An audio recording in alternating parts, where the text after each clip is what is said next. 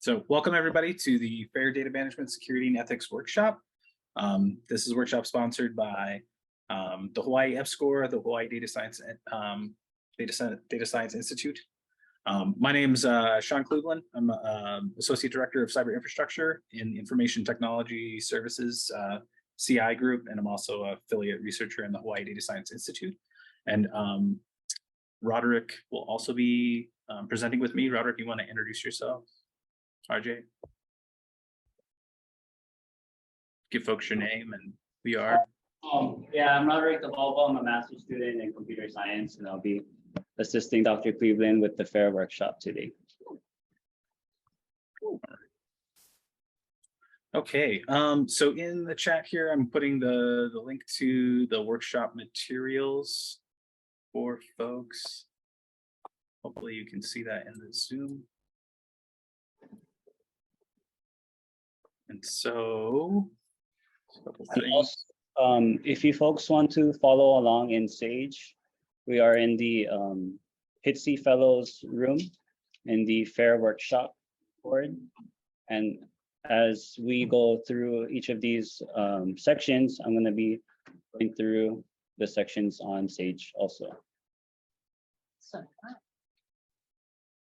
Okay, so hopefully some of the things that you'll be able to get out of today's workshop is a basic understanding of what the FAIR principles are and what FAIR stands for, recognizing the importance of engaging in the data management lifecycle early on, and what are the benefits to you and your project.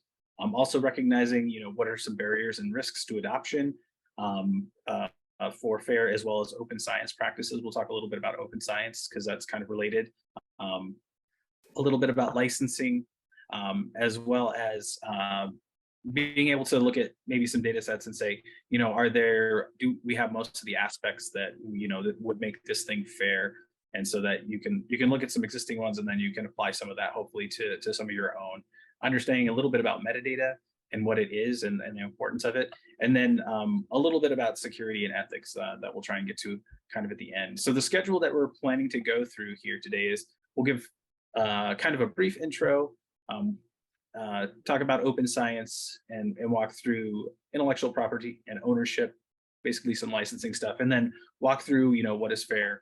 And then we'll take a little break for about 5 minutes, about an hour in, and then we'll continue on with talking about metadata, data repositories, and then there'd be some exercises and so a little bit of discussion about ethics and securities related to data and data management, dissemination.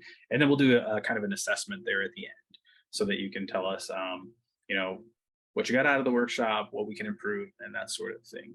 So one of the other things is if you want to participate in some of the exercises, they're related to HydroShare. So there's this setting up HydroShare. Hopefully everybody who registered got an email and told them ahead of time to sign up for a HydroShare account. So this will be one of the data repositories that we're kind of going to be looking at in relation to FAIR principles here. So with that, I will jump here into the introduction. So let's see, I gotta make some space here so I can see everything. All right, that's better.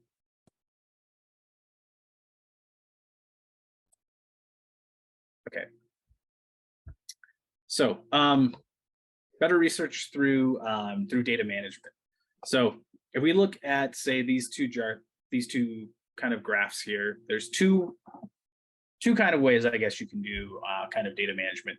And so basically, like, you go through your whole research process of either reusing or creating data, processing, analyzing, preserving your data, and then you go to the end where you're ready to disseminate and share your data out with folks. And you look at the little plot here that says, how much time and effort is that? So if you wait and do it all at the end, it's a lot of time and effort.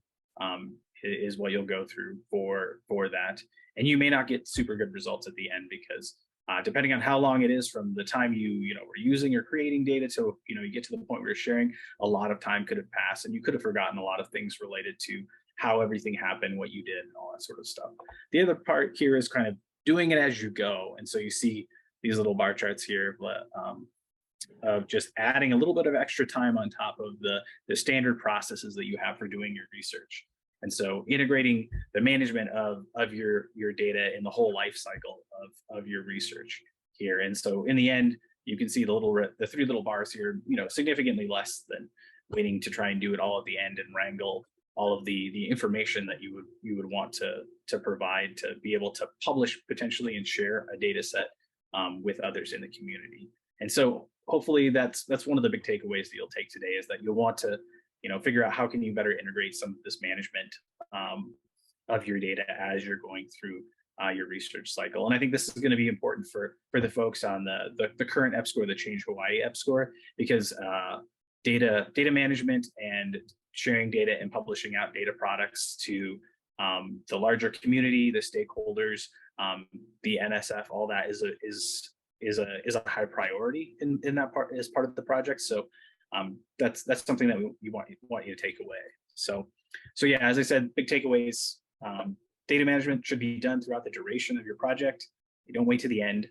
And so hopefully you'll see some of the recommendations and maybe practices that you should be aiming for through this workshop. So with that, we'll go into the open science piece. So what is open science? This is something that I think has been taking off.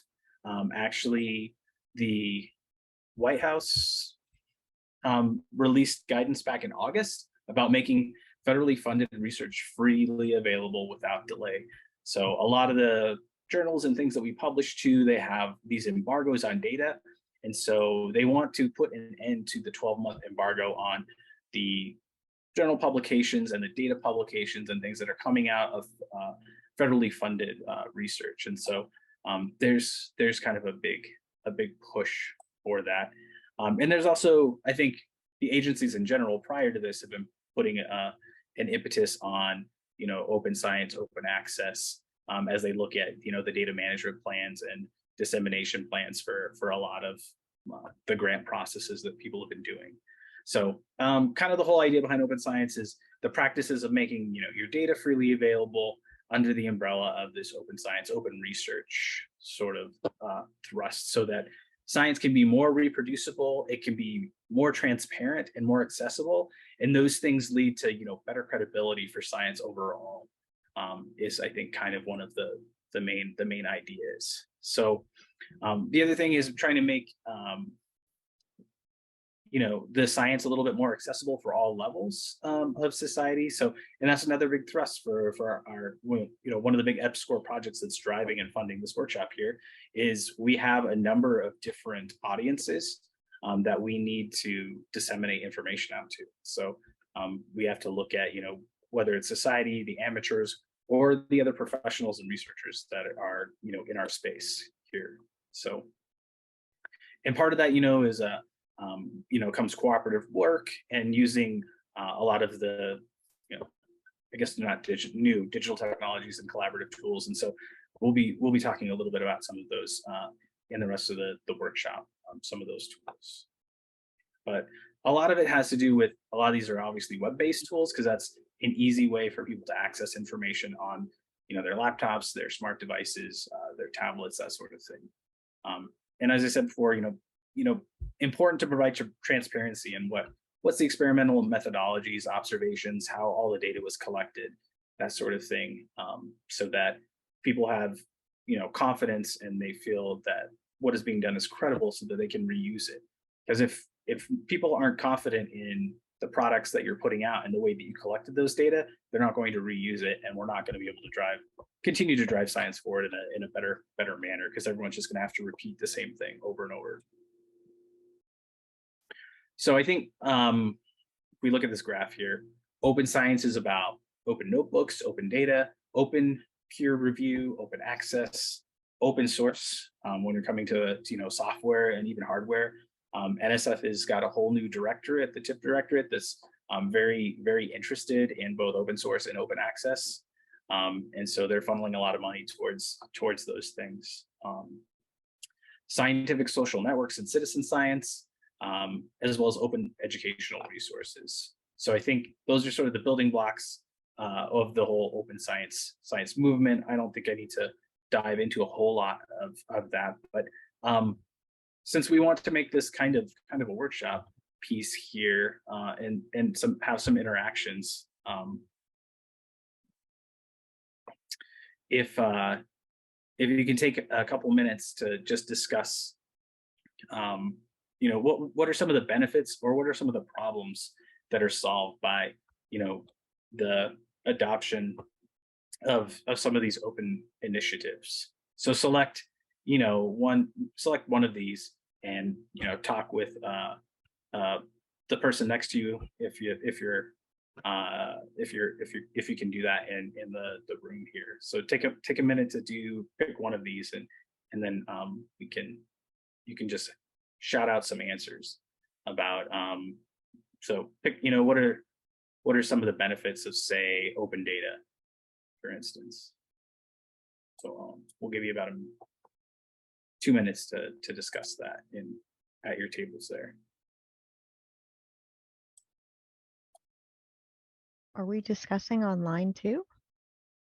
Yeah, if you want to discuss on the chat, maybe here online.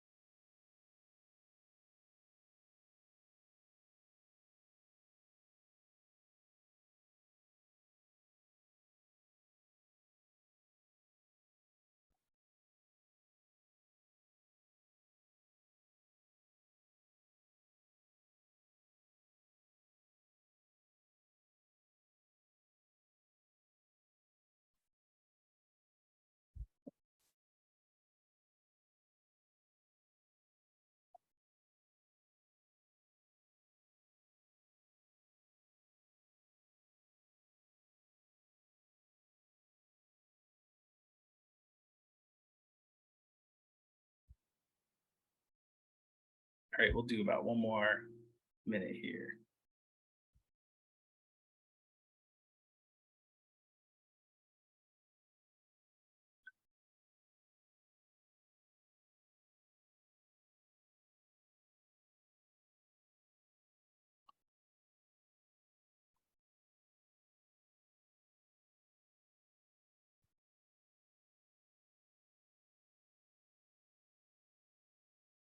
Okay, it was a short minute, but yeah, we have a bunch of stuff we want to get to. So in the Lava Lab, can you folks just shout out a couple of the things that you came up with?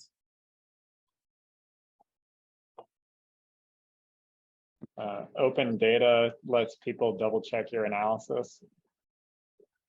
Yeah, no, that's really good for being able to reproduce experiments and things like that. You're right. Any others from inside the Lava Lab? Ethan had a really good point that I hadn't really considered yet. I know you want to. I don't mean to put you on the spot. I can kind of.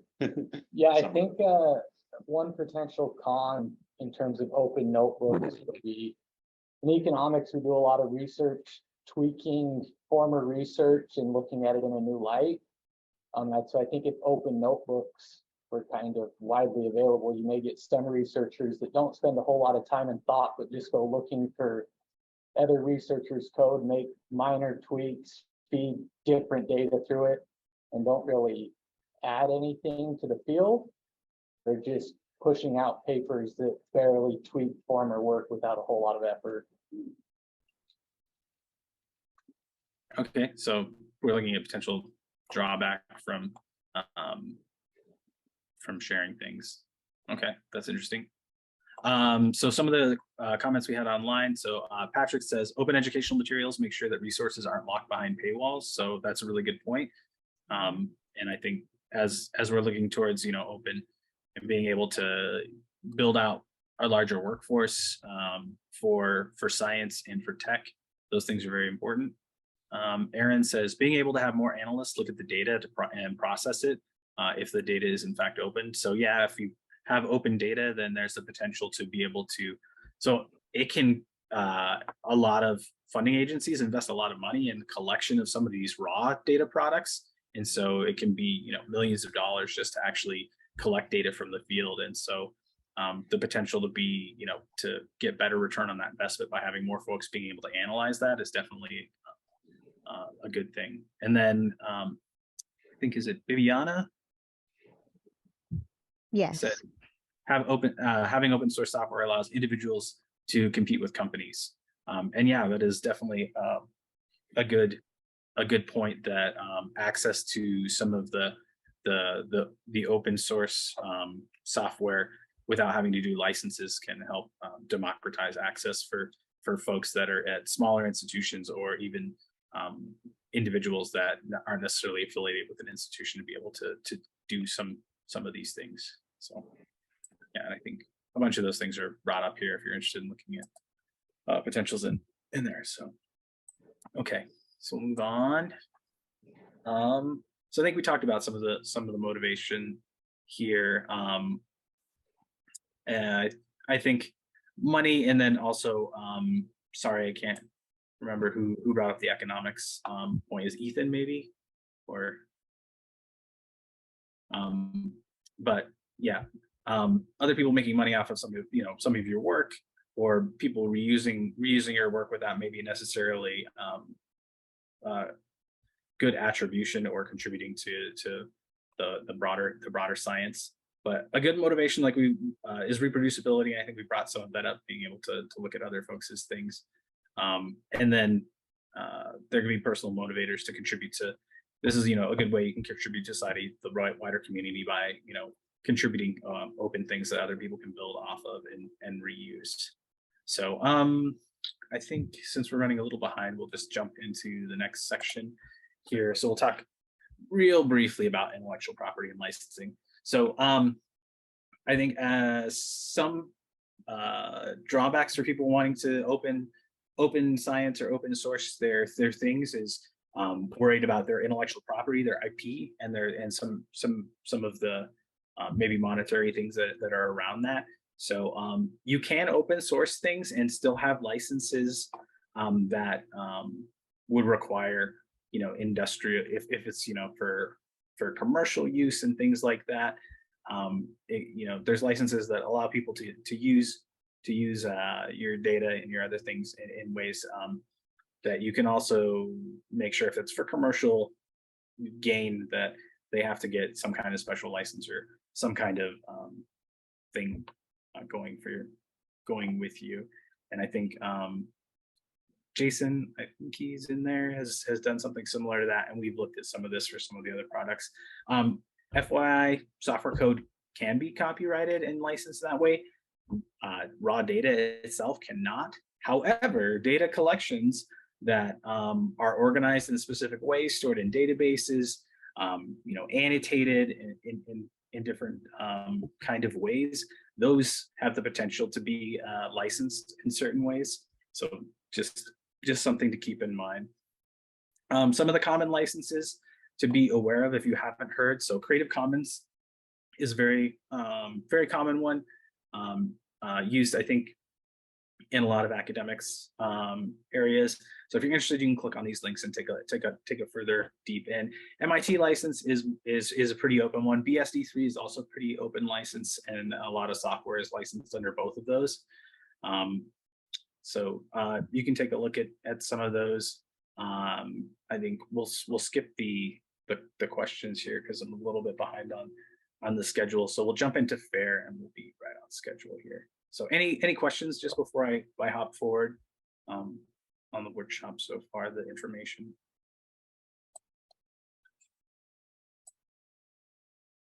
No, okay.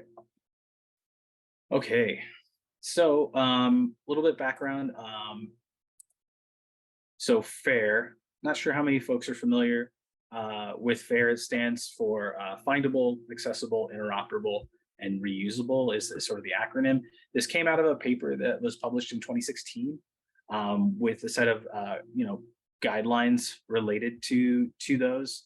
And since then, it's kind of, people kind of looked at it and they're like, yeah, that makes a lot of sense. This is, you know, some more or less common sense things that we should be doing to make our data easy for others. But also, if you do all of these things, it makes it really easy for yourself to come back and look at your data, understand what you did, because a lot of times we'll do some research and do some project, we'll publish on a paper, and if you're going through journals, it can take a long time to get, you know, go through several reviews, and then they say to come back and do, you know, some additional research or run some other things, you know, questions related to this. And so if you haven't been documenting things super well, it can, you know, it can be a lot of work to go back and have to redo those things. So if you're doing management and making your research process more fair, you'll make it easier on yourself as well. So when we look at things like findable, so what does that mean? It means that both humans and machines can discover the data. When we look at accessible, just as it says, you know, others can access the data, and hopefully it's, you know, relatively easy to access the data. Interoperable means that the data can be easily used by machines or in data analysis workflows. And then reusable means that other researchers can take your data set, your data artifact, pick it up and know exactly what it is and be able to do other research on it and build on it if they need to. So the fair principles, there's a strong focus on the machine sort of actionability in these, because a lot of the ways that we want to enable all of these things have to do with, you know, web and computers being able to do these things. So what the FAIR principles are not is they are not a standard. Like I said, they're guidelines. So there is no like standards committee that says like you have to have all of these things to be fair. So the whole idea is to make your process and your data, you know, as fair as you can with some of these guidelines. So it's not like I said, all or nothing. You don't have to do all of these things to make a data set fair. So incremental steps. Open data. So fair doesn't mean it has to be open. So open science and fair are not, you know, you don't have to do both of them together. So you can have fair and your things don't have to be open. And it's not tied to a particular technology or tool, but there's a lot of tools and a lot of things coming online trying to make it easier to make your data and your processes more fair.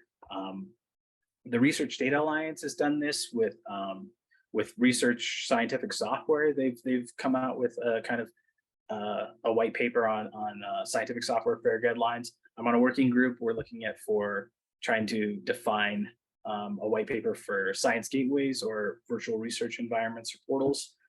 You know, how to make those things more fair, how they can enable fair a little bit better. So why fair? I think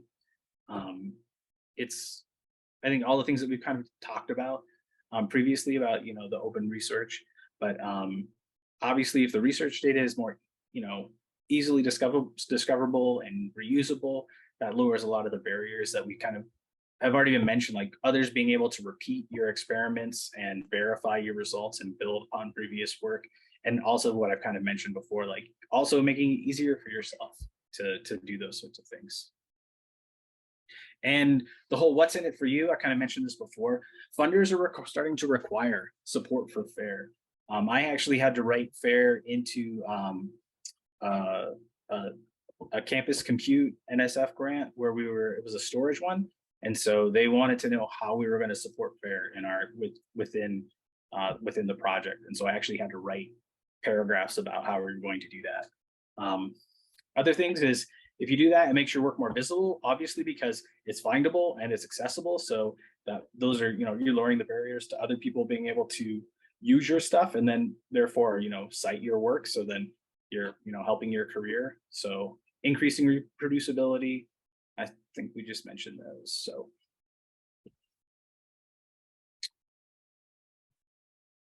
all right. So fair for climate, since climate kind of spans a number of different domains, There's going to be a lot of differences between how some of the domains do that, because some people who do climate are doing things on organisms and biology, and some folks are doing, geosciences, and so there's going to be different things in those domains. But some of these things are already kind of in place if you haven't realized it. So like NetCDF files, for example, are already kind of an implementation of some of the FAIR, guidelines and principles for data modeling. So it's going to be, I think, dependent on what your domain is. So as you understand more about FAIR, you can kind of go out and look for what are some of the things within your own domain that are sort of related to this. So things to think about, some challenges for yourself is to look at, if somebody got a data set from you right now, could they understand the structure and the content of, what you gave them without asking? Like, do you have enough things related to, bundled with that data set that they could do that? So, all right, let's hop into Findable.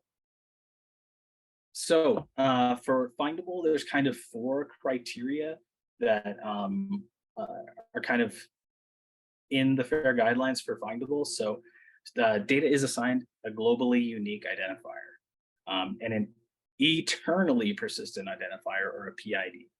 So that's something that's important. I think that can be a challenge. We have things out there for doing that. Data are described with rich metadata. Data are registered or indexed in some searchable resource, obviously to be findable. And then the last one here is that the metadata that describes your data specifies the identifier that you have, your PID, within it. Is just one of those kind of criteria. So if you don't know what a PID is, the persistent identifier, basically it's a long-lasting reference, so a digital or physical resource. So it's just an ID. Hopefully it's unique across most IDs that you're working with. Typically, to get one issued, there's some technical and governance community that's going to provide that thing, because as you're looking for something that's eternally persistent, that means like very long-term longitudinal support for that. So they're already there and they're already available. So if you have published journal articles, you probably get a digital object identifier, a DOI, that goes with your journal article, or maybe even a dataset article. You can get that for samples. Even yourself as an author, there is a PID out there that exists called ORCID ID that you can use to identify yourself and distinguish yourself uniquely from all the other authors that may share your name. And we'll talk a little bit about that. Grants, projects, all these sorts of things have these PIDs. And so, yeah, different types.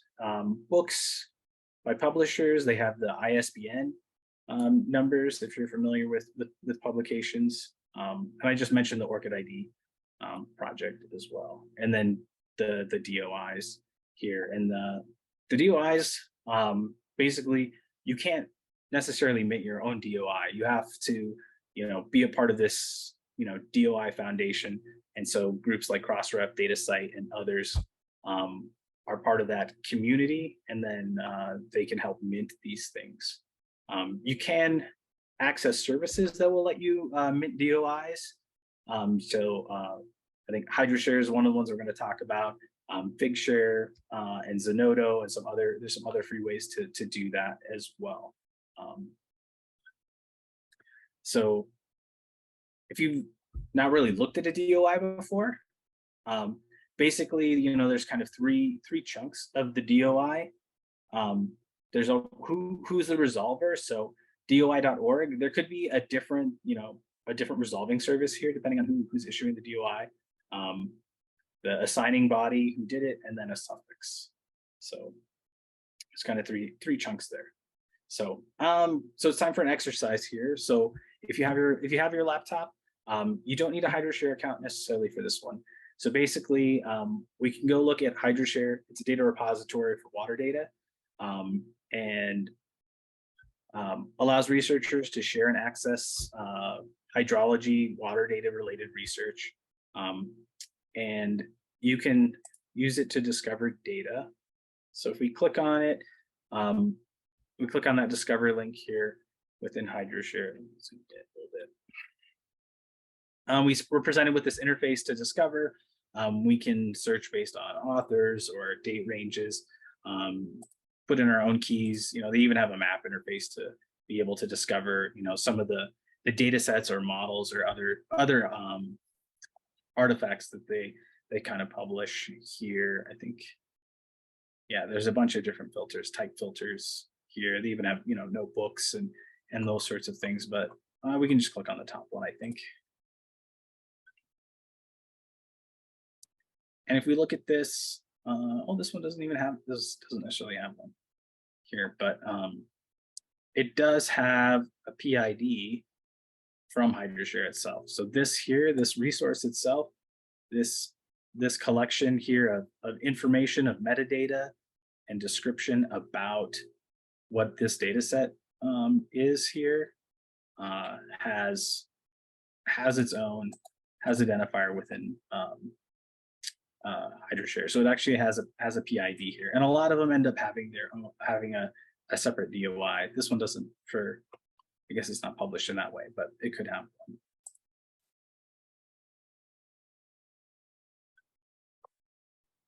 So if you haven't, go ahead and take a look at HI-DSI and just take a minute to take a look at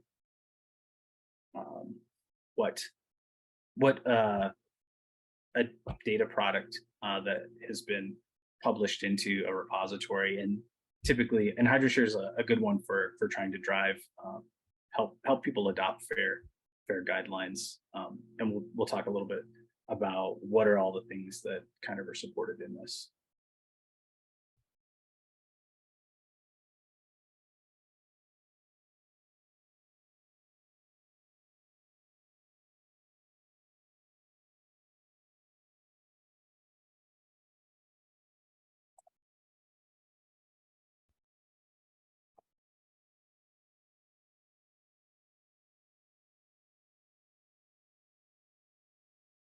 Okay. All right. So I'll let folks do that. We'll be looking at HI-DSI a little bit more. So as we talked about, rich data is one of the things within Findable. Here, the second one. What does that mean? So basically, that means like we're following some sort of common schema. So some common set of fields that are common for your community, or even just common across most data sets. So like Dublin Core or metadata schema are kind of a general purpose set of those attributes that you would use to describe a data set that would be public. And then something else about DOIs and PIDs. But as we said, DOIs are kind of everywhere, and you can kind of use them to link other things. So you can have data set papers that cite other papers that have used DOIs to cross-reference, or your paper is cross-referencing supplements or other things by DOI. So it's a good way to link multiple pieces of research products together with identifiers that are unique. So that's a good thing. The other thing when we talk about some data stuff is we talk about provenance in rich metadata. And so one of the things that's significant is because how did the data come to be? How was it collected? What instruments? All those sorts of things tie into good scientific practices and people's how credible are you? How much can they trust this if they don't know the full lineage of how the data was sort of there and put into place. Since we are kind of running a little behind here, I'll skip ahead to accessible. So accessible, again, 4 different kind of requirements here for making it easy to access the information that you're talking about. So the data or the metadata is retrievable by the PID that we're talking about using standard communication protocols. The protocol that is being used is open, it's free, it's universally implemented, That protocol can allow for authentication and authorization procedures where necessary. So sometimes there's sensitive data and things like that that we want people to request and tell us, what they're going to do with them, or they need to be trusted entities because it's human PHI data like public health information or things like that. And so some of those things you want some of that maybe metadata discoverable and about the data set, but people have to have the correct clearances to be able to interact with it. And then the other bit here is that once you put this metadata out there, it should be accessible even when the data set itself may no longer be, and there can be a number of reasons for that. So when we talk about this protocol, what are we talking about? Protocol. So this is the method at which you're exchanging this data over computer networks. So a common one is the REST API, and REST is what, I don't know, a huge percentage, like 80–90% of the internet is doing a lot of its stuff. The web is doing REST calls. Like, for example, Twitter is doing probably a lot of REST calls. So if you're the way it sort of works is you have a couple different verbs here related to REST. So get, put, patch, post, delete. That your protocol, the REST protocol, basically calls out to a server. So somebody says, I want to get all of the tweets, and so Twitter server returns back to that user all of the tweets related to them, and they can read those tweets. Someone wants to post a new tweet, make a new tweet, so they use the post verb with REST to post in a new one, and then gets saved back to the database, and then it becomes available to everyone else when they call a get or whatever. Patch, if someone was like posted their tweet and they're like, I need to modify this tweet, a patch is what they would basically call. And so this is kind of a basic protocol that runs a large portion of the internet. So this is what most services right now kind of use. HydroShare offers REST. We do a lot of development with REST APIs since web browsers and a lot of programming languages have support for REST. If you're interested in HydroShare's REST API, it's here, and they have some other tools like Python and things that can interact with it to pull data programmatically. And so that's kind of the whole idea, is that there's the interface for computers to be able to get the data. And then as I mentioned, authentication, there could be sensitive or protected information that you would want kind of sitting behind some sort of auth, and there'd be some sort of vetting process to work with that. As I mentioned before, with the ORCID ID, ambiguation of say identifiers, or in this case authors. So here's an illustration of this author and the different ways that they could be represented in a paper, depending on how the journal does it. So there's so many different ways that you can do this. So this is very kind of ambiguous, and that's kind of the whole idea behind that unique identifier that we were kind of talking about. So this ORCID ID. So if you don't have an ORCID ID, you should go out and you should get yourself an ORCID ID, and then you can start tagging your publications, your data sets, your other research products with it, so that everybody knows that who you are, and they can be confident that this research product came from that ORCID ID, that person. Okay, hopefully everybody already created a HydroShare account. If not, again, here are the directions to do that.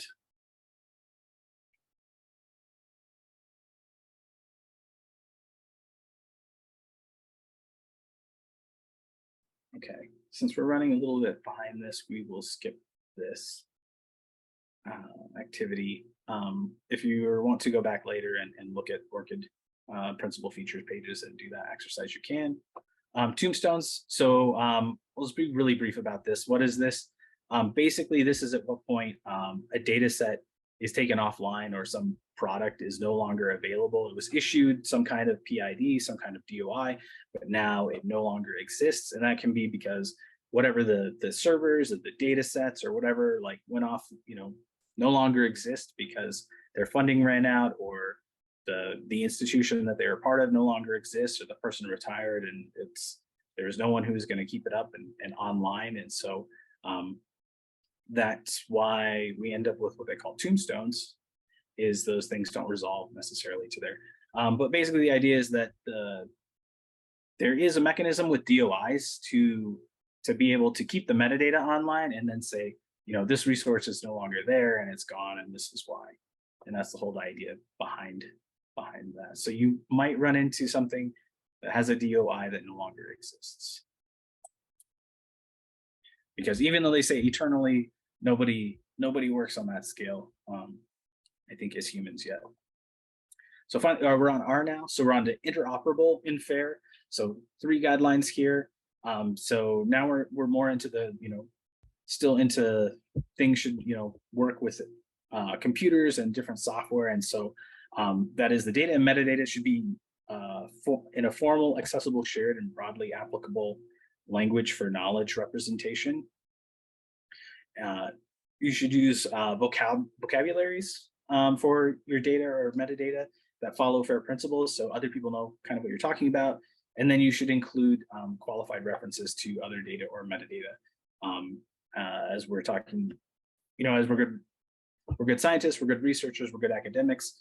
In our papers, we want to cite the appropriate papers, and when we're doing our FAIR data stuff, we also want to link out to the correct stuff. So what does interoperability for data and software mean? Human readable versus machine readable.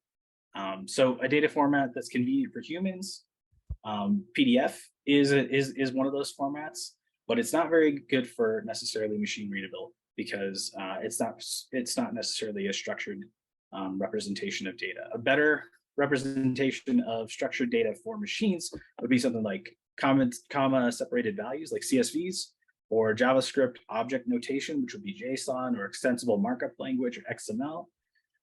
Those are some good formats that machines can read pretty well.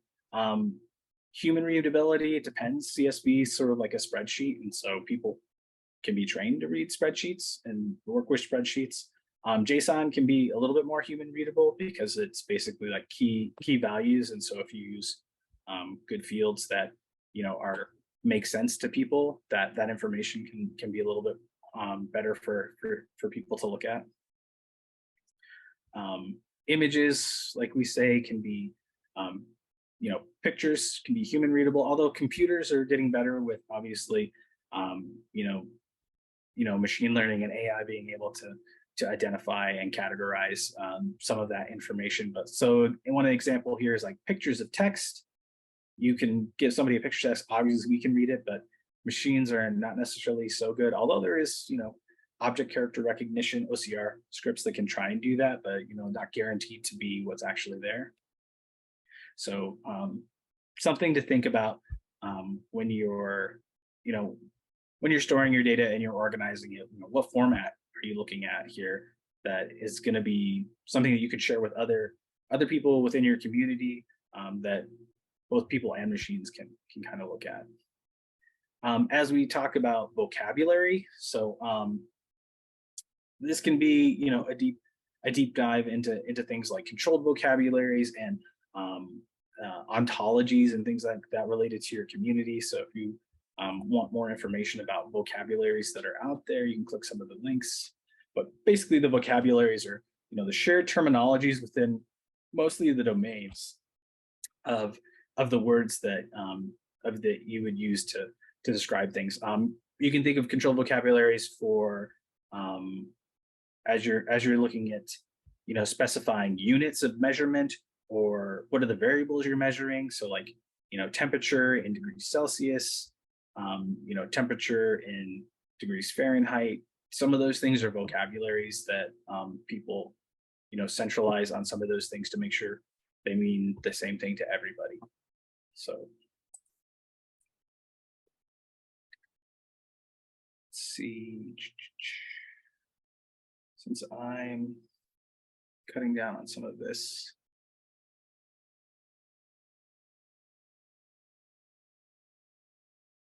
Okay, I think we've already hit that, and we need to go into more data. Okay, so we'll jump into reusable here.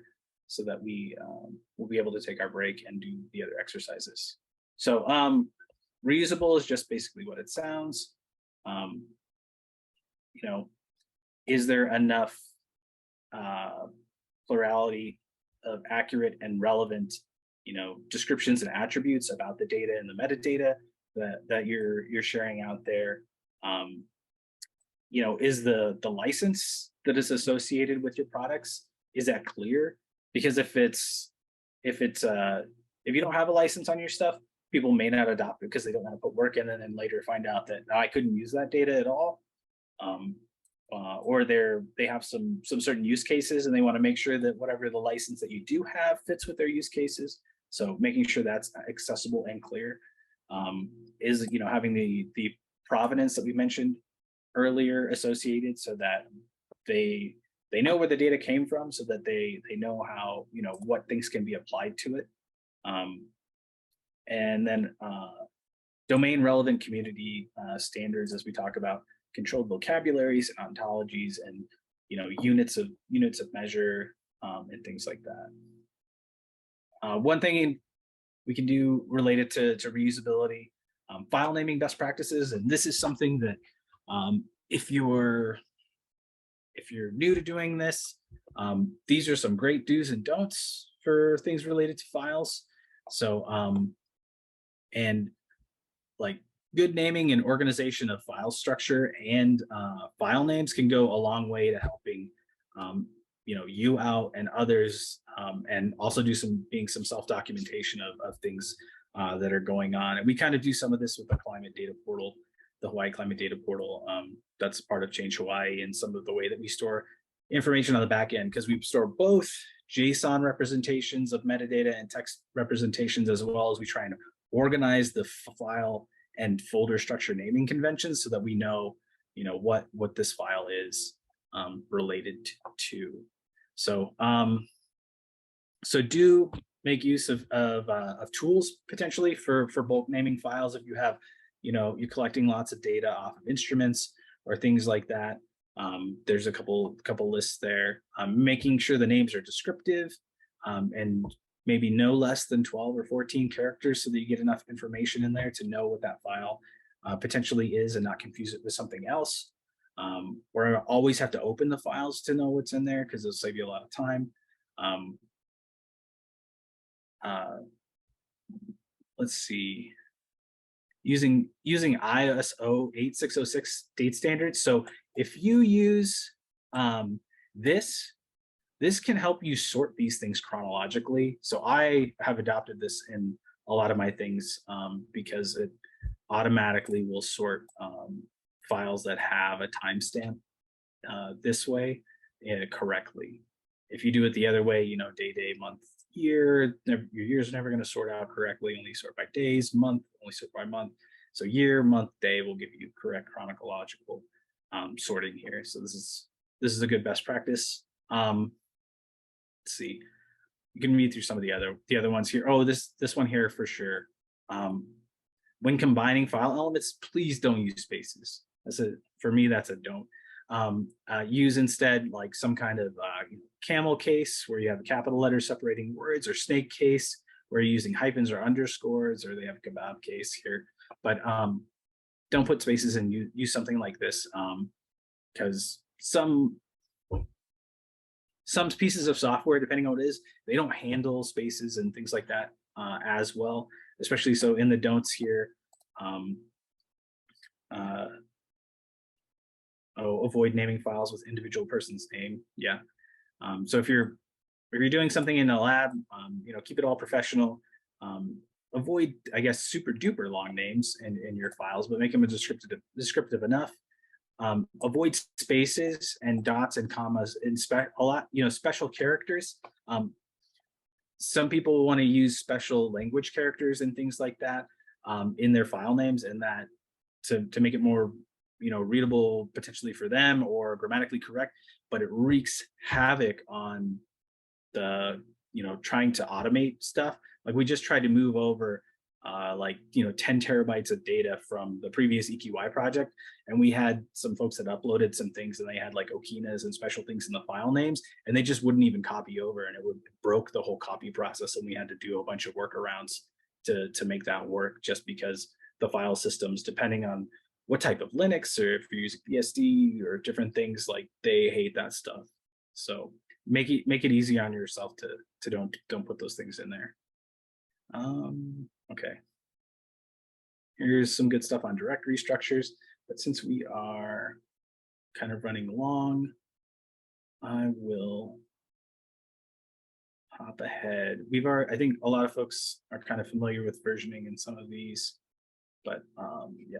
So with that, we are basically at our break for 5 minutes. So if folks need a quick 5-minute bio break, go ahead and take that now, and we'll come back. And Roderick's gonna hop in on metadata.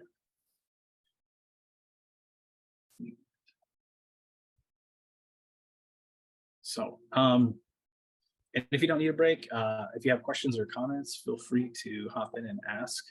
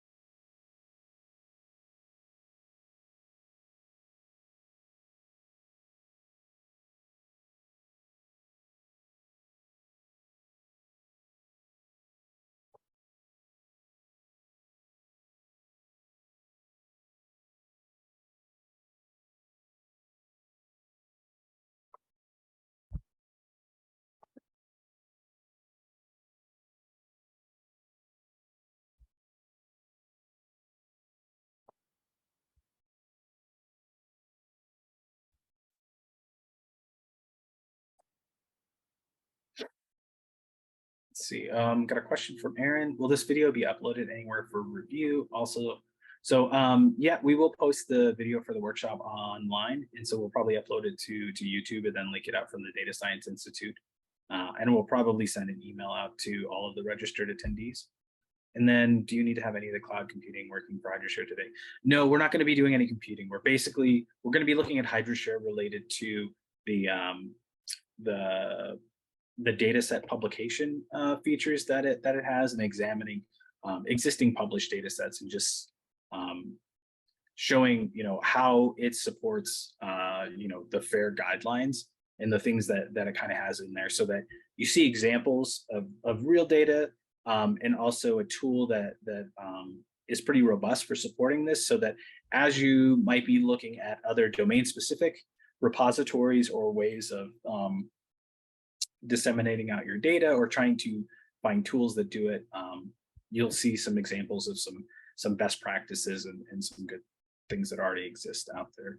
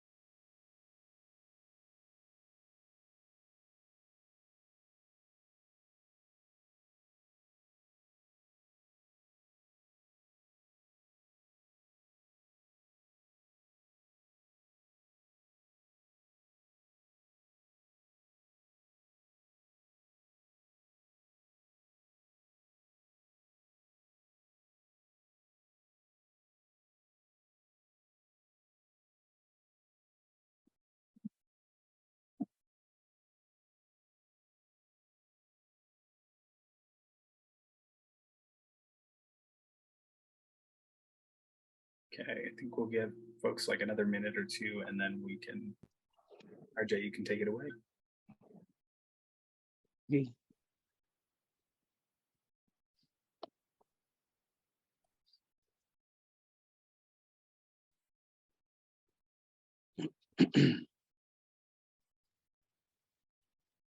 I should be sharing screen.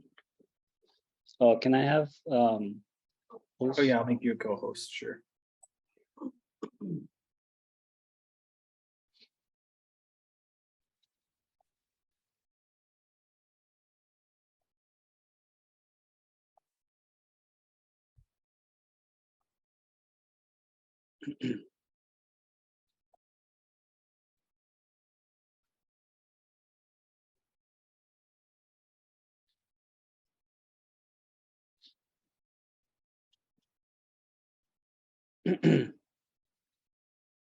Okay, so let's start.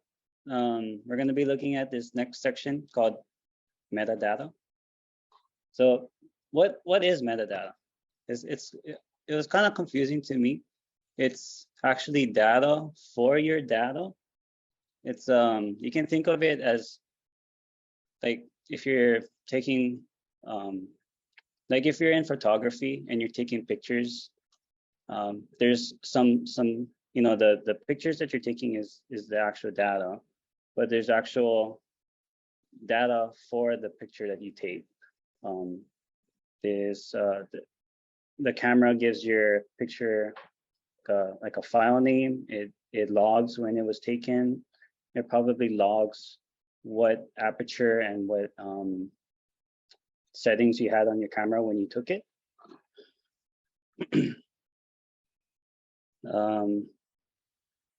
Let's go down here. And here's are the types of image metadata that you can get. It could give you like the name, the image ID. According to the picture that's above, this is the metadata for the picture.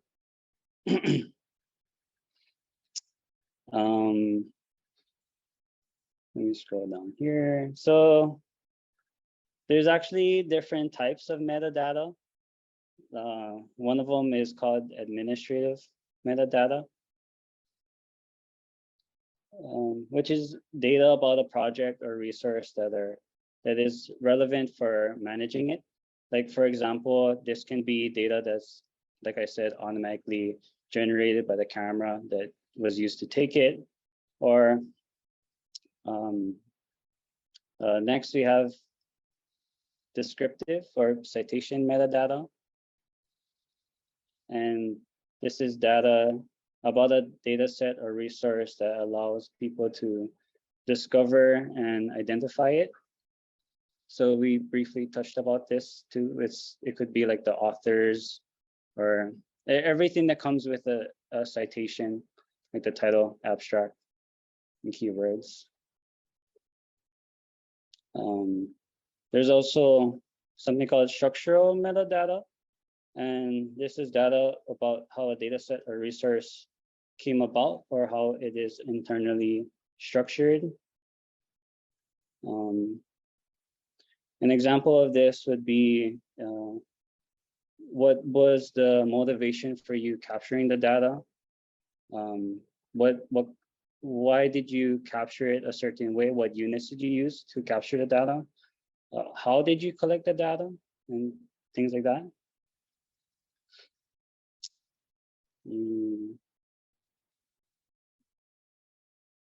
So this is a exercise that we can all, I guess you guys can do. Here is a spreadsheet about, well, the title here, clock modulation of starch, pigments, and nitrogen. Could you guys just discuss among yourselves what parts of these are administrative metadata or descriptive or structural? And then I'll give you guys 4 minutes to discuss it. I mean, you can discuss it the person sitting next to you. or people on Zoom, I guess you can discuss on the chat.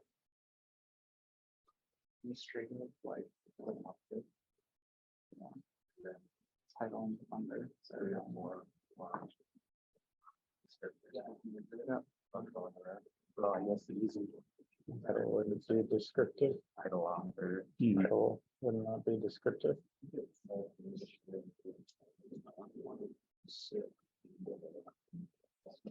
Authors. Contacts. Authors discrete. Okay. What's the difference between P&I and bunch of collaborators?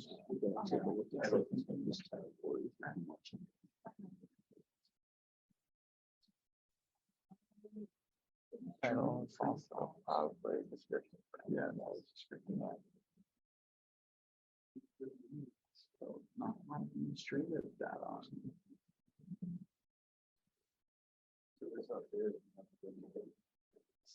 Sure. Yeah, is there a fund on it? Yeah. Contract. Yeah, contacts probably administrative. Project period is administrative. Study date range.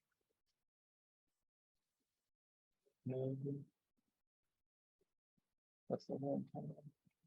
Structural, which is Which is the column headers.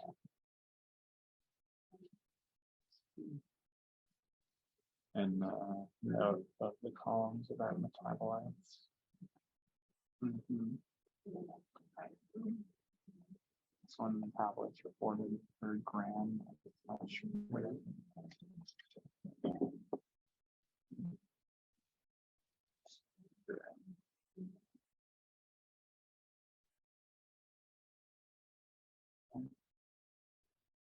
It's pretty tiny.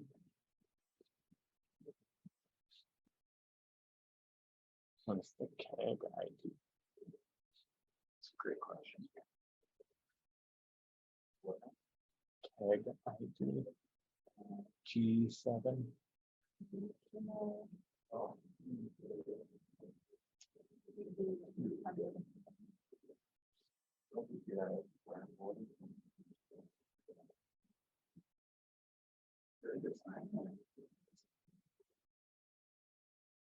Must be a biology thing. It's cheating.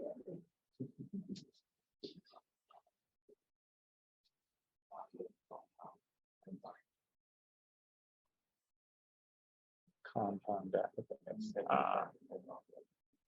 I see.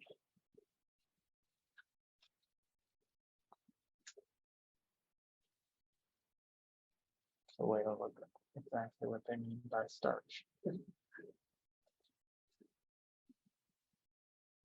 Okay, maybe we can stop there because I just realized that we don't have the answer for it. But then let's go through it together. So what is this section here? So this, I'm highlighting over it with my mouse if you can see it. Structural, yes. How about the study date range? Administrative. Yes. Let's look at the, how about the DOIs, DOIs.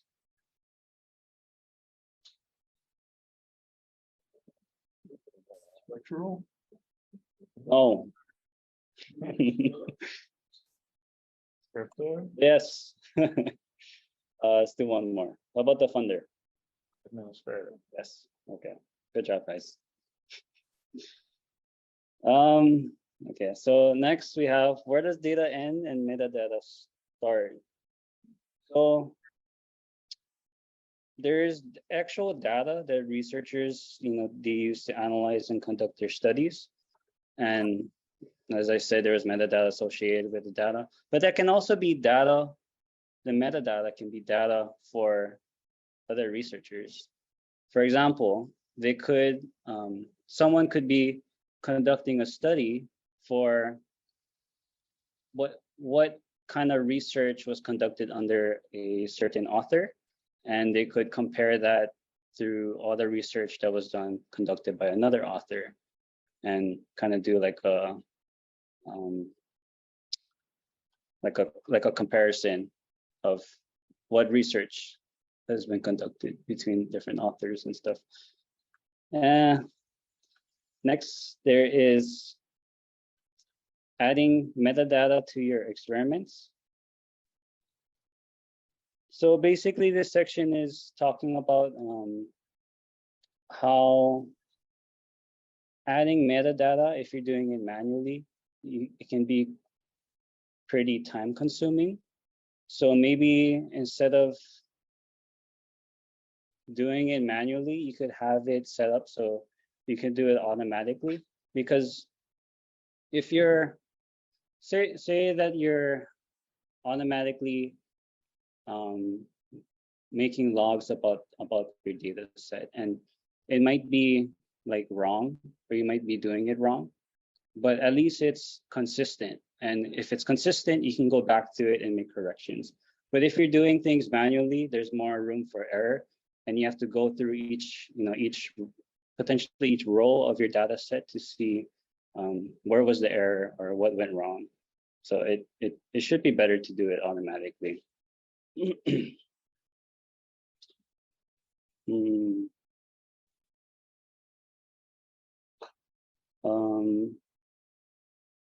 Minimal information standard. So here are some links that you can go to, and these are some websites that you can go to find out what is the best standard for structuring your metadata. So it makes it easy to use by other researchers trying to understand your data. There's 2 exercises here, but I think we have to move on because we're supposed to be done at 3:10. So let's move on to repositories.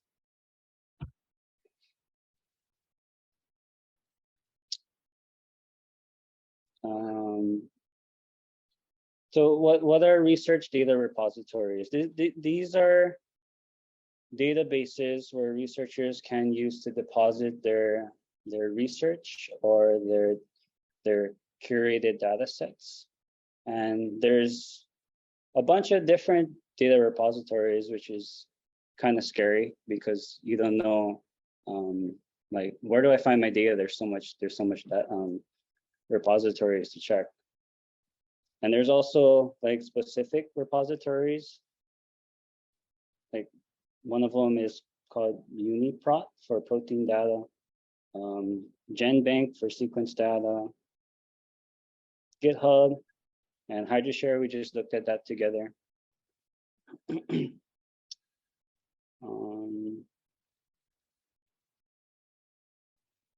Okay, let's go through this exercise called Public General Record.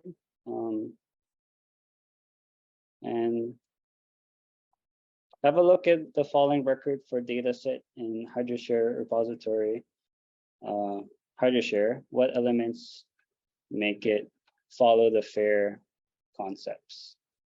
So you guys can, again, go through it with your partners and discuss what makes the HydroShare website FAIR.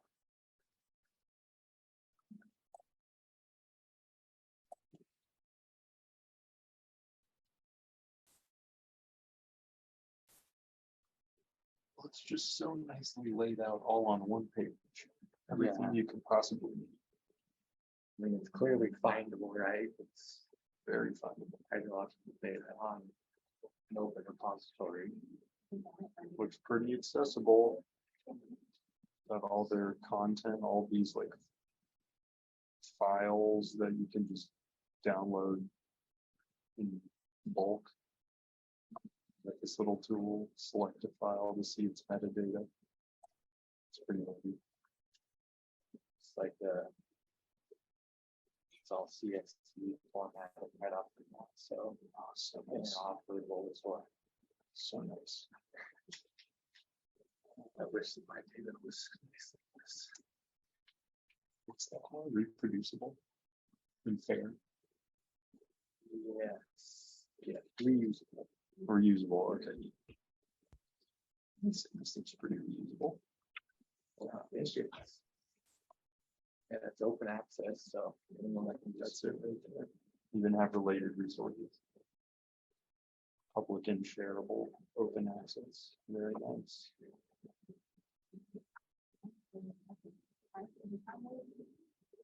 But it's all like neatly put together, so there's not like, it's not like too open, yeah.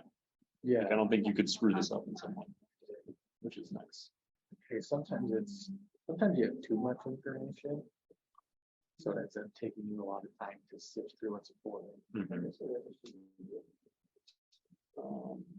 Yeah, I'm not like a hydrology guy or anything, but you know, maybe they have a lot of variables just kind of listed without much delineation, but that might be kind of like a thing where like maybe you could pull that and a computer could parse it really easily, but like a person looking at it's like, I don't want to read that. But that's like kind of normal, I guess. Yeah, it's kind of about the word on it than that. Yeah. There are variables, But it's all good. I mean, I make files like that all the time. You can just like read into like Python really easy, but you don't want to take a look at it. It's nobody horrible. wants to actually read it. Yeah. So you just parse it.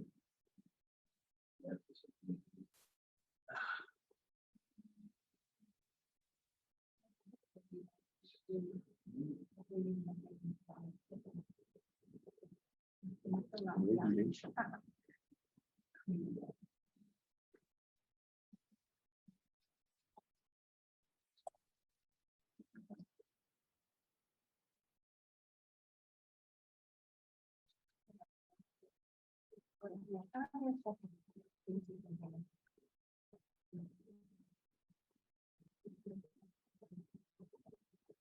I don't know, we need to look at that.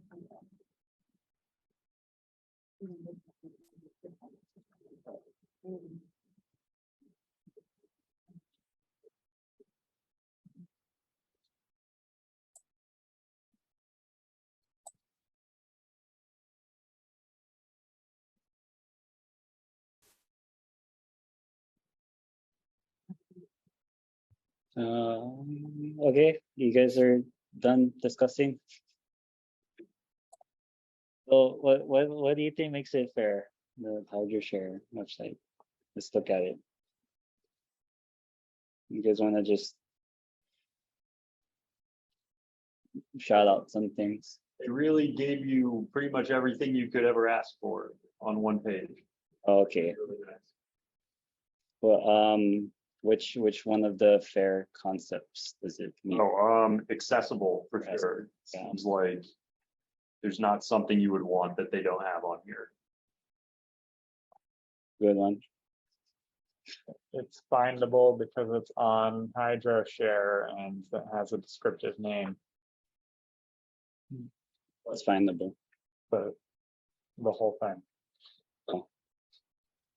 Like if you want something about the Logan River Observatory, anything to do with golf course climate, like you're gonna find it. You're not gonna miss this one. Interoperability, because it has everything nicely labeled for you, so it's easy to access.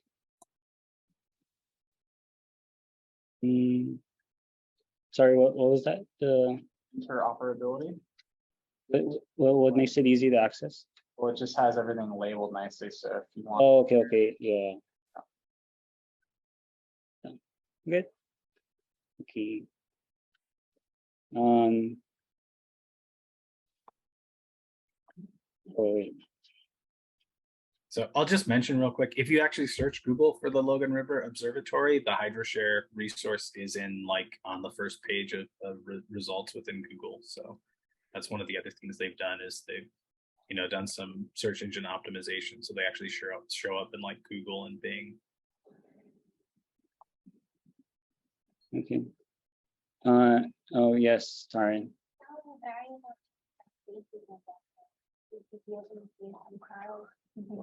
The variable names have spaces in them. And then stuff like the temperature, they don't, I don't know, I didn't see them specify Fahrenheit or Celsius. Oh, Not gonna fly. And there's, although there's like some negatives, where are you looking? no, one of the PhDs. Oh, it's on, okay. Oh, okay. It does have a list on this page of the observed variables. And yeah, you can see that there are spaces in the names. If you scroll down, observed variables, that big block of text. But yeah, one thing is that their variable description just says various climate and soil variables, which is not very descriptive of that like 100 variables they have listed up there. Sure. I think overall, like, definitely an A in FAIR principles. Yeah, I think so. Pretty good. does a pretty good job, but like everything, nothing's perfect.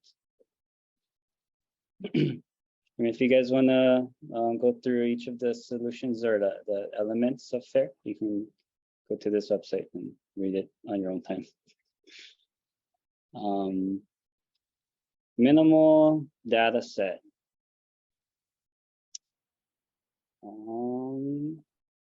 So when researchers publish a data set, they don't really want to be very verbose and publish just the raw data. They want to make it easy for other researchers to find out what is, at least what's important about the data very quickly. So it's always good to have some statistical analysis or numbers associated with the number with the data set. And if the reader wants to pursue it further, they could just download the raw data set themselves.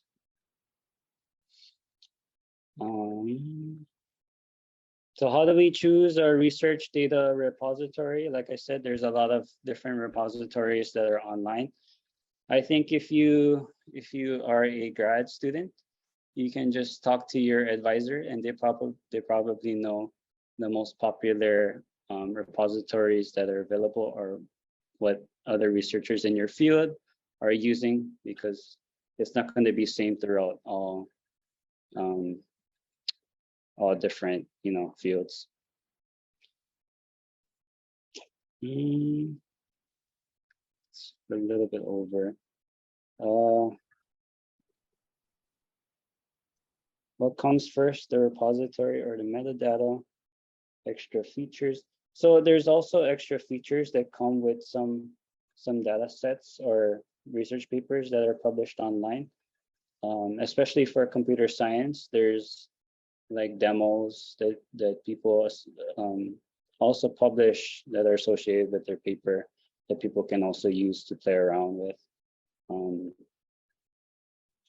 I know that there are some websites like I can't remember, Papers with Code.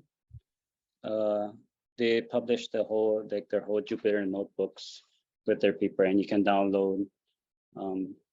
Maybe it's not the Jupyter notebook. It's a Python project, and it comes with everything that's dependent on their project, and you can run it on your own machine. So GitHub, can GitHub be cited? It can definitely be cited. I cited GitHub on a short paper that I published. Yeah. You can also use, so Zenodo is one of these like universal data repositories, and you can give it a GitHub link and it will issue a DOI for that. Oh yeah, Zenodo. Yeah. So that's a really good way to be able to use GitHub as a potential repository, at least for like software type things, and maybe even some data sets if you want a DOI.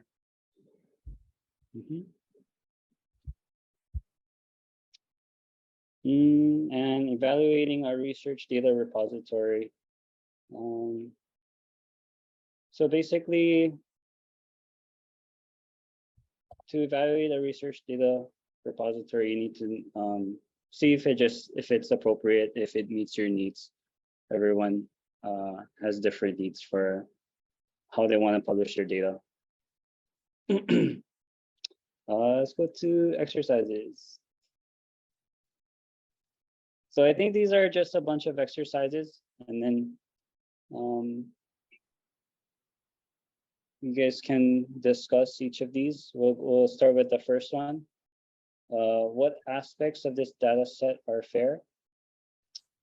So go to this link.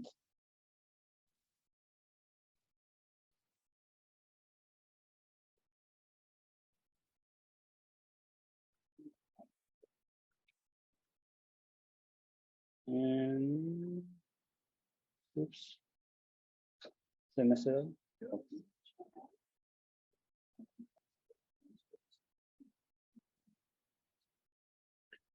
So you'll want to look at this, but then there's a second link there for the tool you'll want to use to evaluate.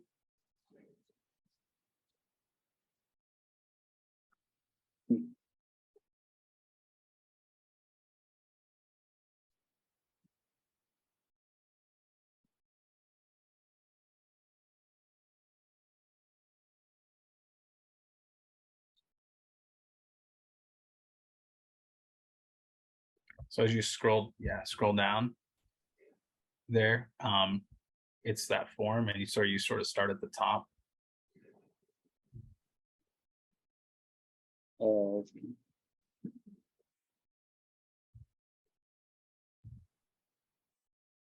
So this is a tool from actually a group out of Australia that I'm working with for the Research Data Alliance working group for FAIR related to science gateways and things like that. But they developed this tool to help evaluate, artifacts for whether they're fair, and so it walks through like the major kind of things that you would be looking for, and you can check the boxes. And as you go along, the bar at the top will fill in like some percentage as you go.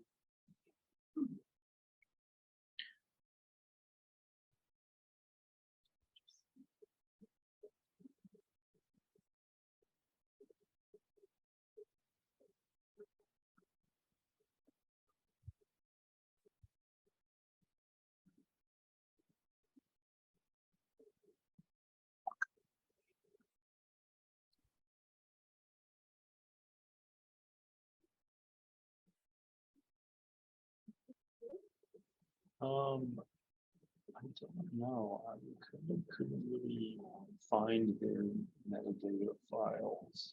It looks like they have this thing that popped up over here. Like,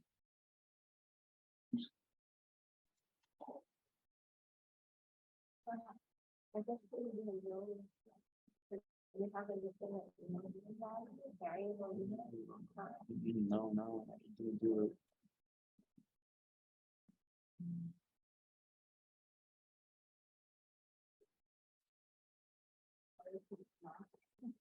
Not fully.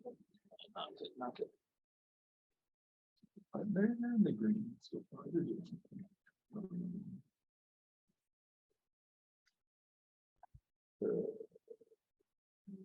This is hard. Okay, skip findable. I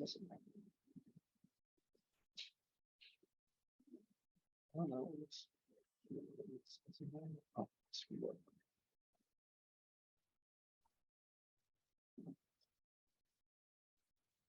Okay, this is definitely accessible by file download online location.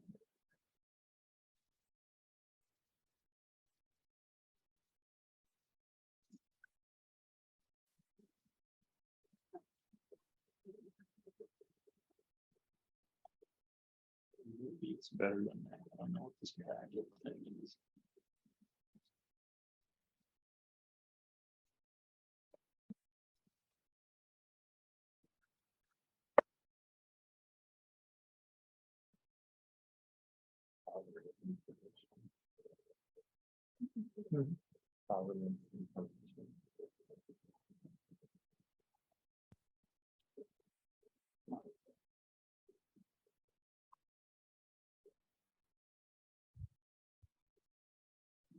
Just assume that data is fully accessible.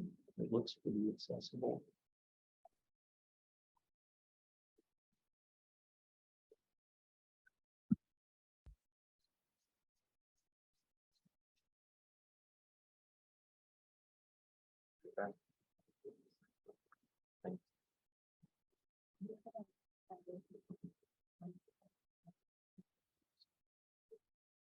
So that's what you got. It's kind of like slightly below.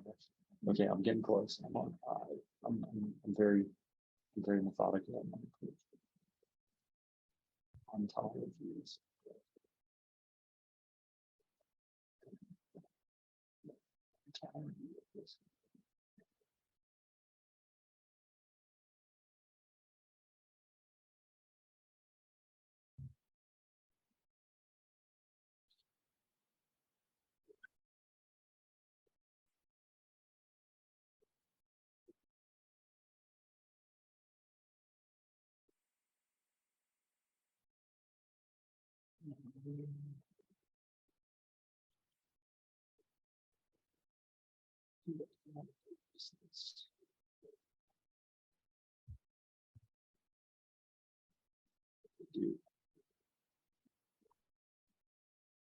Oh, Peterson. Yes.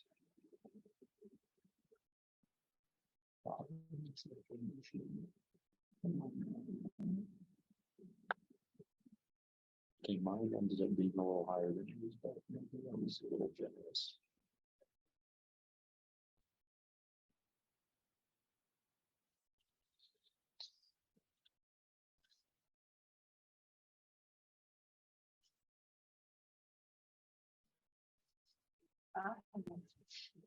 Yes.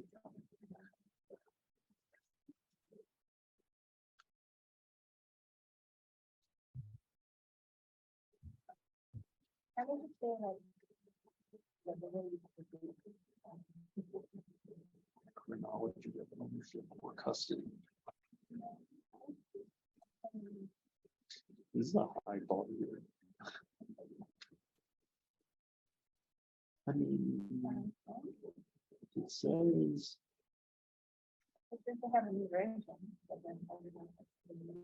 I mean, I guess they kind of have something, right? They give you like the citation, they give you the contributor, the organization, the funding agencies. I guess maybe that kind of counts. I don't know. It'd be nice and say fully recorded in text. So just looking at time, maybe we should move on to one of the next ones. Okay. What did you guys get? I got a bar that got like maybe 70% of the way there. Okay. Does it say like? I guess it wouldn't say anything. Okay. Let's look at the solution. It should be mostly fair, right? I'd say this is about mostly fair. Okay. Let's move on to the second. So yeah, this data set here, I'm just mentioning that this is in the Hawaii climate, the data is in the climate data portal, but it's published in what was the previous EPSCoR data repository called the HI-DSI project. And so when you click that, you'll see a different thing than HydroShare, but that data set is also published in HydroShare. So if you click that link in the second exercise,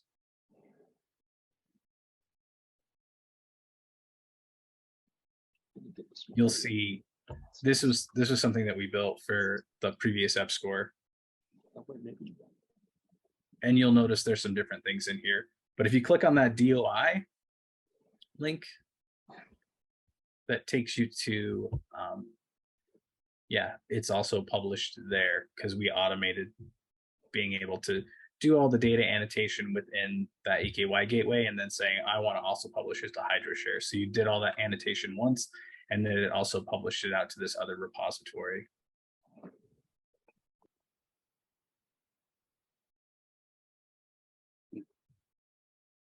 But if you click on, if you look at the metadata JSON file, you'll see a machine readable format of this information that is human readable on this page.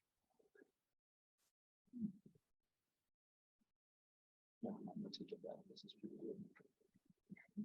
You might have to share a different Yeah. see that. Oh. How do I resume? It's fine. DOI. Good start.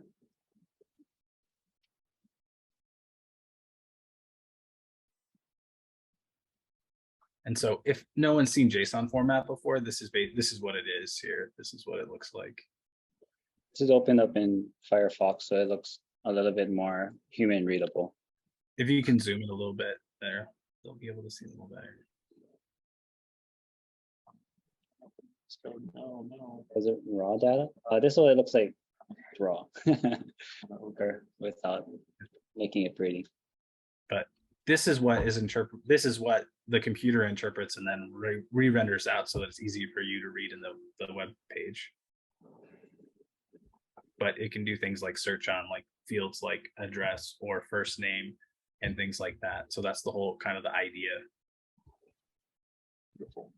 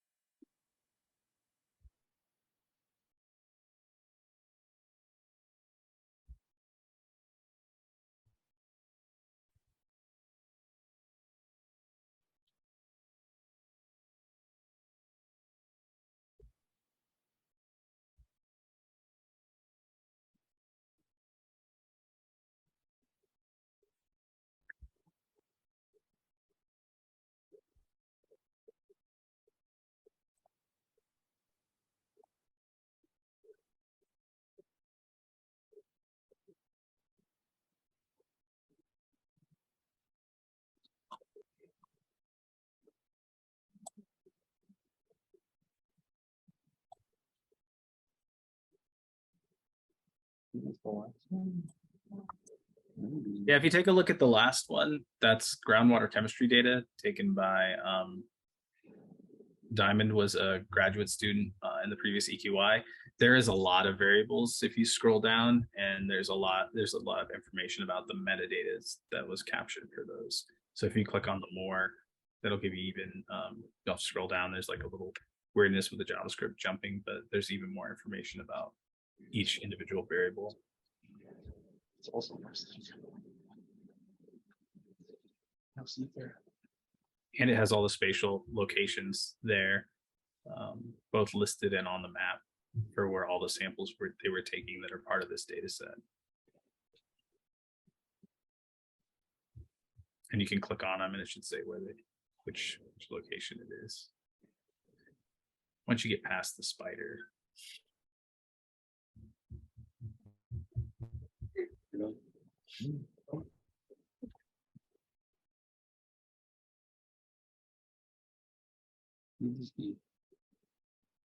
Yeah, we should probably fix that, but no delete. It won't do anything, but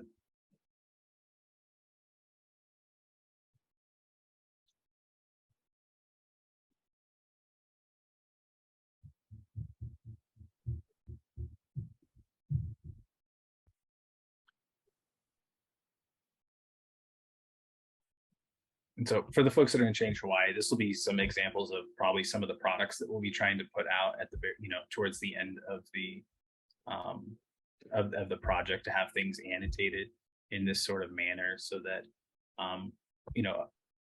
other folks can pick up that data and know exactly kind of what was in it, where it was collected, where it came from, who did it, all that sort of stuff.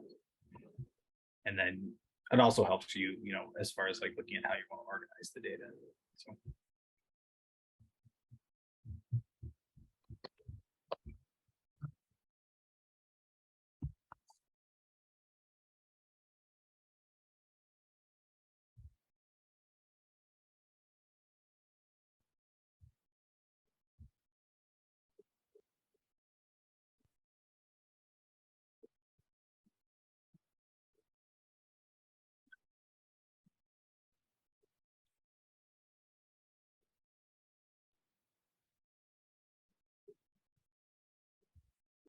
Okay, everyone mostly done? Okay. Should we skip? Oh, what did you guys get? Thought that this was a little more fair than the last one. More fair than A last. little more fair than the last one. Okay. Anyone else? No? Okay. So we skip the exercise 13 and move on to the ethics, Dr. Cleveland. Yeah, I think, yeah, we kind of just showed that real briefly. So if folks are interested, they can go back and take a look at it. Okay. But yeah, we just wanted to provide a couple examples of things that were, mostly fair, and more things that were kind of, pretty well documented, and, hit all of those fair guidelines for the most part in some places or another. So yeah, we can go on to ethics and some things to think about as far as ethics and security and data, and then to the assessment. Okay. So for ethics, this section is split into like 4 different categories. Like it's split into privacy, freedom, explainability, and fairness. So for privacy, it's what control do people have over the data collected about them. And I think this is I interpreted this as if like new research comes out that someone with the mutation BRCA is more likely to get cancer, and is it ethical if a insurance maker increases their insurance rate of a person if they have the mutation BRCA? Is that correct, Dr. Cleveland? Right. Yeah. So as we look at the management of our data, who we provide these things to, and what access they have, and what they potentially can do with it, is something that we need to look at. So the privacy thing is one of those examples. You can have that information about the mutation, and that's good information for them to know about, what are their risks. But on the flip side, insurance companies, can be used it to like jack their rate up and things like that, because they think they have the potential to develop a disease. So and for freedom, do people have the freedom to share data about themselves without fear of consequences? I think it mostly depends on like the environment. Like if people don't feel safe, then of course there's going to be like consequences for, like, if there weren't consequences, people wouldn't be as afraid. I don't know. But there are realistically like consequences because it's kind of already happened. yeah, Like the whole thing with the healthcare, if there was like universal health insurance, why would it matter if the insurance companies know? So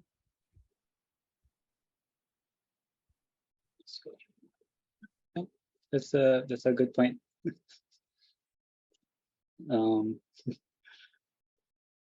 Next is explainability. Can the underlying algorithm processes be explained or tested?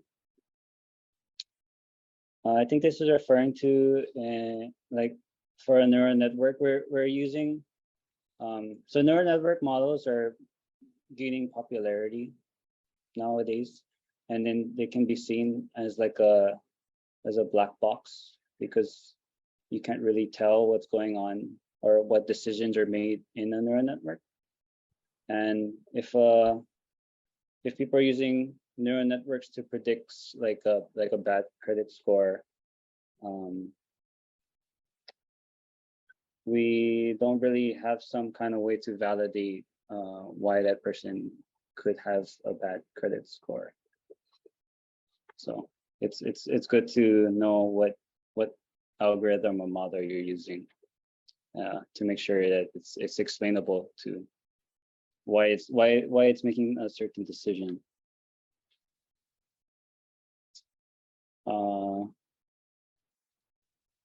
So for fairness,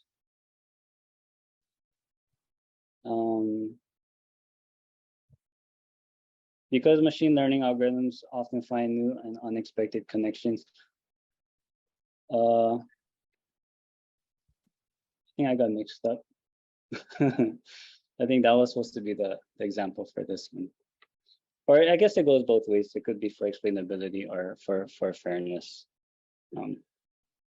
Yep, I think you got it right in the last one and this one as well. I think those technologies are definitely pushing on both explainability and fairness, and explainability can kind of tie into transparency in some ways as well. So okay.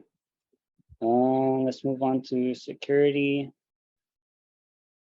Okay. So it's really important to keep in mind the security of your data, because you don't know what kind of adversary is out to steal like personal identifiers from your data. So these are just some of the different ways that a hacker or an adversary might try to steal your data. One of them is through malware, which is clicking on dangerous links or attachments. It can also be used in like a lot of phishing emails if they're pretending to be someone that you know, and you just click on those links because they seem reputable, but it's actually installs like viruses on your computer. There's also something called emotet, and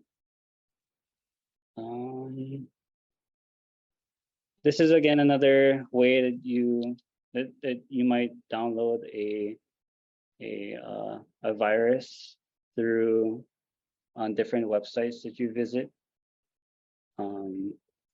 There's also denial of service attacks. So this is how a adversary might send a lot of like we briefly touched about GET requests and put requests. If they're sending a lot of requests to a server and it gets overloaded with trying to retrieve information, it could slow down the whole server. There's also man-in-the-middle attacks. I learned in my security classes, this is like someone in the middle of someone trying to send information to another person. He's getting that information and he's sending that information off. So he's acting like that, like a proxy in the middle, and he's getting all the information while the other two parties don't know that someone's actually in the middle collecting all that data. I also already talked about phishing, SQL injections. These are vulnerabilities in your in data sets or in repositories. I guess website repositories where people might query databases or try to delete rows from a website. yeah, so if anybody's building web-based tools that are going to be talking to databases and accepting input data from users, this is a common attack that you need to be aware of. Yeah, and also password attacks. If you're keeping your data private on some on some server, and a hacker might be able to hack into your account by using there's something in security called a rainbow table, which is a long list of commonly used passwords, and that's what a lot of hackers use, and they try to basically guess what your password is based on what the commonly used passwords are.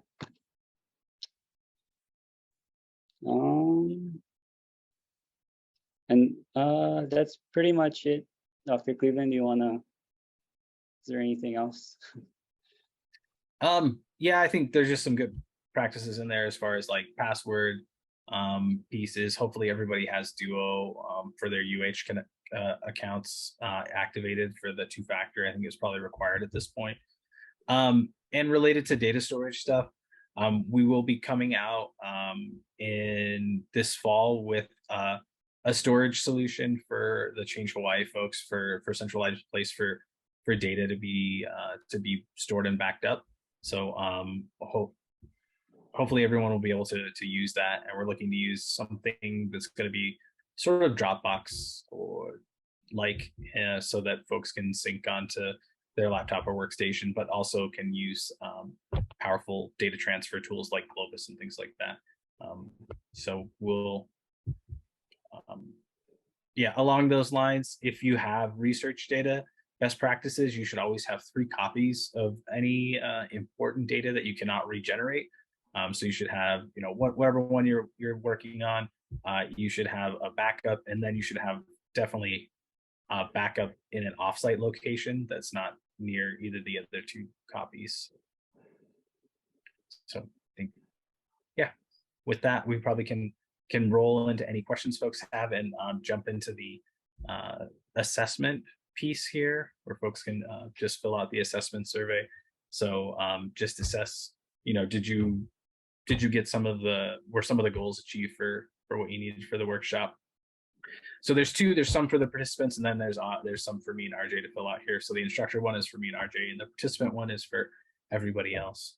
So if you can go ahead, if you would be so kind to fill that out, that would help us in just understanding what we need to improve on these workshops for the future.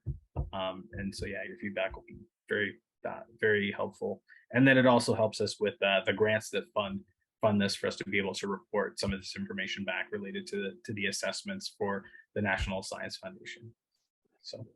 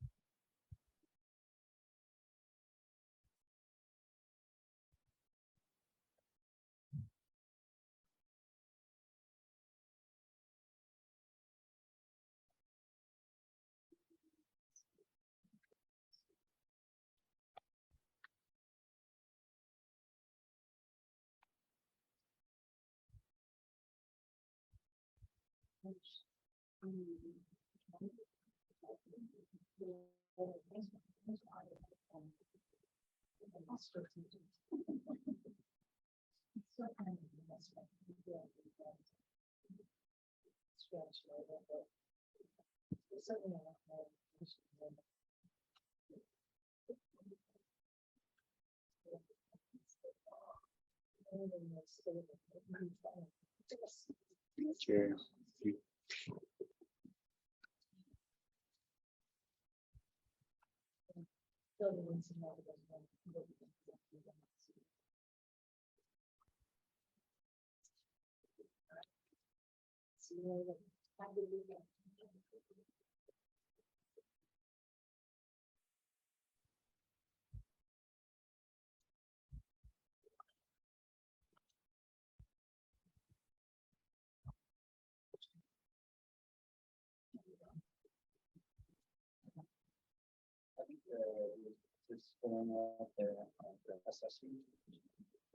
Hey, Sean.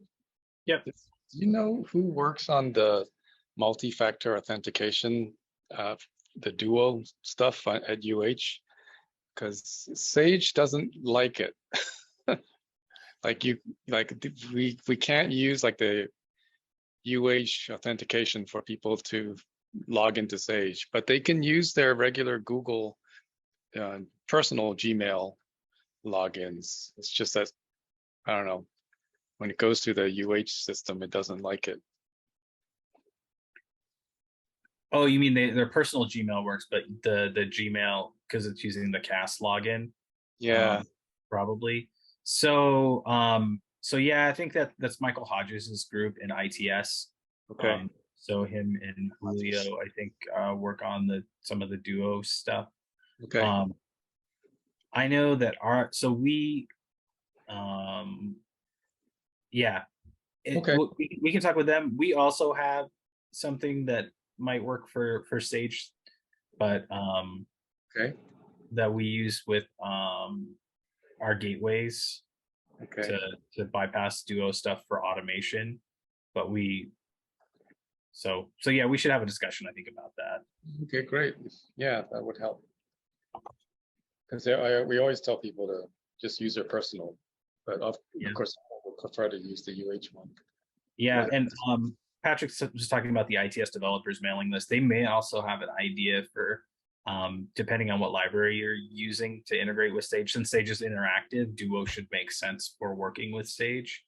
I think it's just maybe getting the right library to work with the cast login. Okay. It could be an Electron client issue. We're using Electron as our For the browser bit. So, yeah, so it works in the Chrome browser, but most users, when they want to get to the extra power features of Sage, they have to use the Electron client. And so so it doesn't work in Electron, it works in the Chrome browser. So maybe an Electron issue somehow.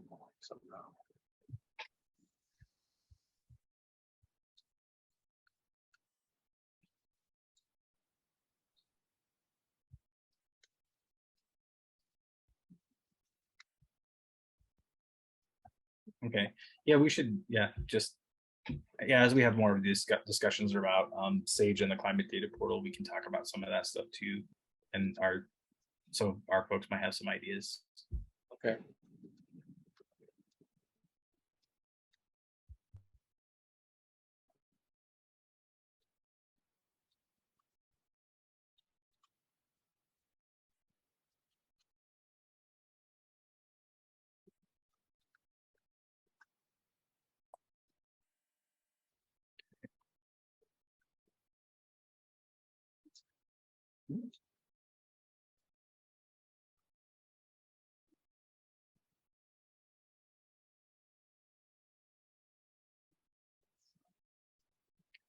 All right. So if you completed the assessment, and you don't have any questions for us, thanks for attending. We appreciate everybody who participated, and we'll definitely take your feedback into account to improve on our workshops here. Thank you. Thank you. Thank you. Thanks all. Have a great weekend. Since